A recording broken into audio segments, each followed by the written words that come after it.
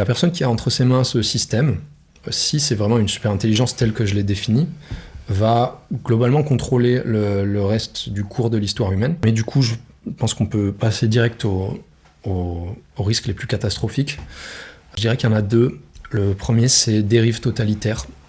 C'est-à-dire que si on arrive à contrôler une super intelligence, la question qui se pose, c'est qui l'a entre ses mains. Et la personne qui a entre ses mains ce système, si c'est vraiment une super intelligence telle que je l'ai définie, va globalement contrôler le reste du cours de l'histoire humaine.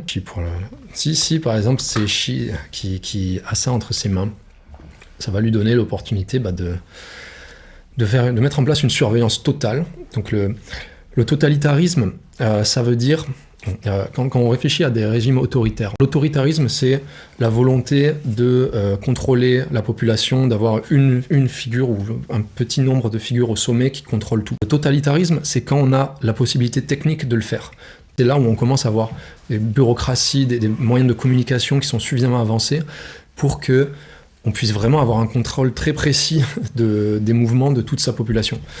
L'IA, c'est un peu la technologie ultime dans cette direction. C'est d'avoir un système qui monitore en temps réel les conversations de toute sa population de partout, de savoir exactement ce que pense chaque personne, d'identifier les gens qui vont se rebeller avant qu'ils aient même la possibilité de commencer à se grouper, quoi. Avant qu'ils aient l'idée, je sais pas, ce serait vraiment une super intelligence très forte, si on est dans ce sens-là.